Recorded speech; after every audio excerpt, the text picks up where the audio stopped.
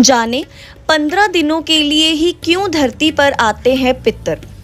इन लोगों की कुंडली में लगता है पितृदोष। पितृपक्ष की पूरी जानकारी के लिए देखें ये वीडियो। सभी को जय भोलेनाथ, हर हर महादेव। तो सबसे पहले नमन अपने गुरु को। करता करे ना कर सके, शिव करे सो होए।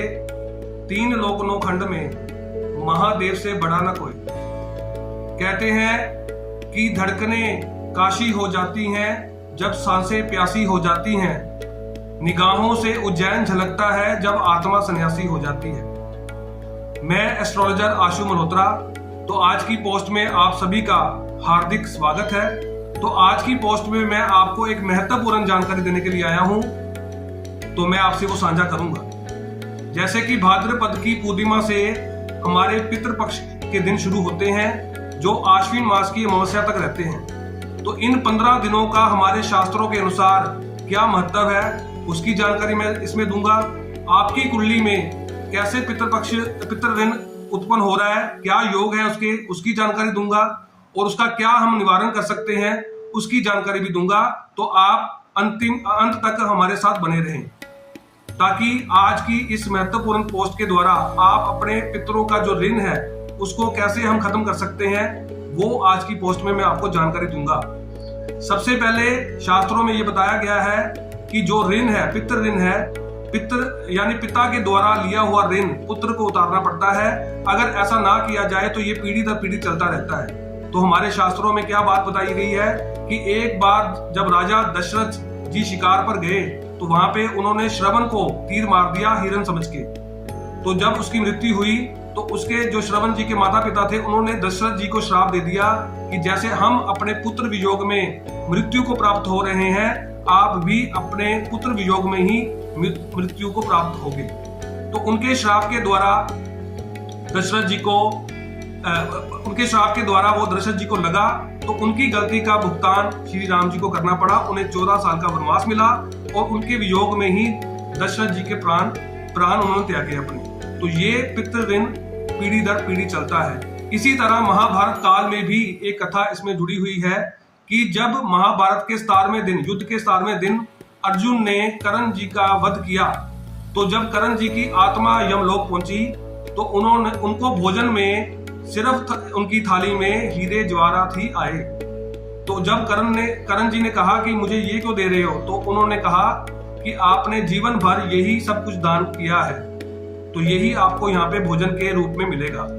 तो जब वो इंद्रदेव के पास गए कर्ण, तो उन्होंने ये सवाल उनसे किया, तो उन्होंने भी यही कहा कि आपने जीवन भर हीरे मोती जवाहरात ही दान किए हैं, तो आपको भोजन में वही मिलेंगे। आपने कभी अन्न दान किया ही नहीं, तो आपको अन्न यहाँ पे कैसे मिल सकता है।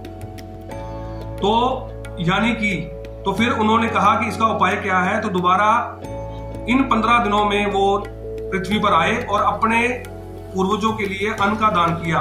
तो वो यही दिन बने थे, यानी भाद्रपद की पूर्णिमा से अश्विन मास की अमावस्या तक के जो ये 15 दिन है, ये 16 तिथियां टोटल बनती हैं।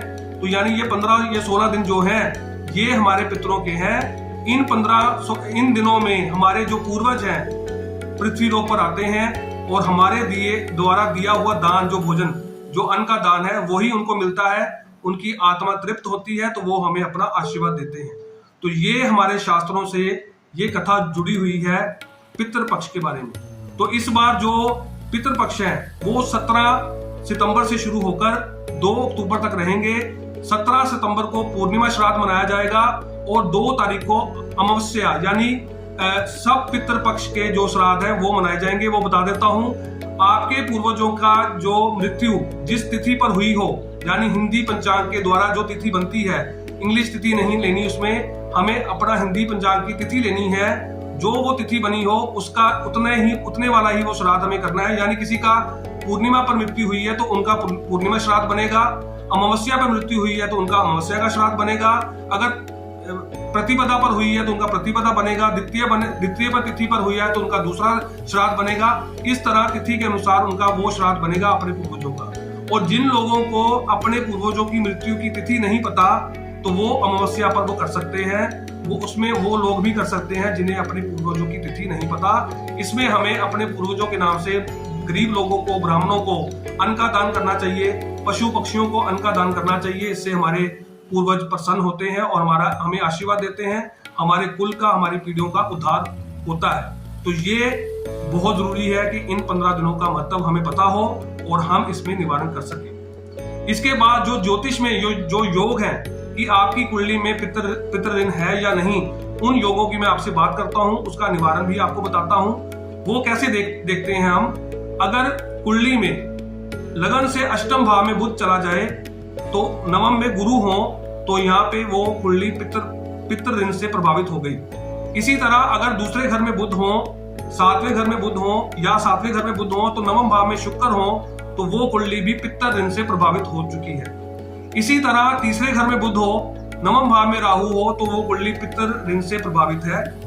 पंचम भाव में बुध हो, नवम भाव में सूर्य हो तो वो कुंडली पितृ ऋण से प्रभावित है। उसके बाद चौथे घर में बुध हो, नवम भाव में चंद्र हो तो ये कुंडली पितृ ऋण से प्रभावित है।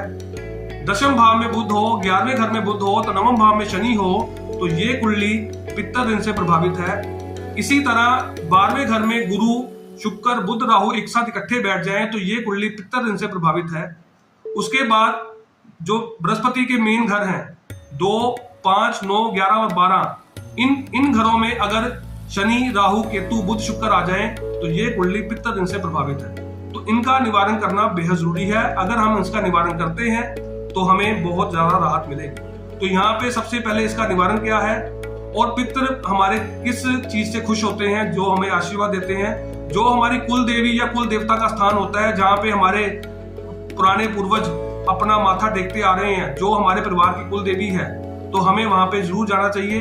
अपने बच्चों को लेके जाना चाहिए। संक्रांति या अमावस्या पर वहां पे दान पुण्य करना चाहिए। और जहाँ भी कभी भी साल में उनके वहां पे कोई मेला लगे तो वहां पे जाना चाहिए। इससे हमारे पूर्वजों का हमें आशीर्वाद मिलता है, हमारी कुल पीढ़ियों का उद्धार होता है, हमारा कुल आगे आगे बढ़ता रहता है और हमें कोई समस्या नहीं आती। हमारे घर पे सुख शांति, सुख समृद्धि का वास होता है। सब तरफ से हमें सफलता मिलती है, हमारे बच्चे लायक निकलते हैं। तो ये चीजें मिलती हैं, उनके अंदर संस्कार आते हैं। तो ये इसलिए करना जरूरी है। और अगर ये योग बनते हैं किसी कुंडली में तो उसमें क्या करना चाहिए, इसके अलावा हमें अपने परिवार यानी हमें जिसकी वो कुंडली है उसके दाद के परिवार से, जितने परिवार के सदस्य हैं पूरे खानदान के, सबसे थोड़ा थोड़ा धन लें और अपनी कुल देवी या कुल देवता के स्थान पे उसको दान कर दें। इससे बहुत ज्यादा निवारण मिलेगा, आपको उसके शुभ योग मिलने शुरू हो जाएंगे, आपका जीवन खुशियों से भरेगा। तो ये आप इन दिनों में अपने पितरों के लिए दान पुण्य अवश्य करें, अन्न का दान करें। तो आज की पोस्ट में बस इतना ही। मैं अपनी अगली पोस्ट में फिर आपके लिए कोई महत्वपूर्ण जानकारी लेकर आऊंगा।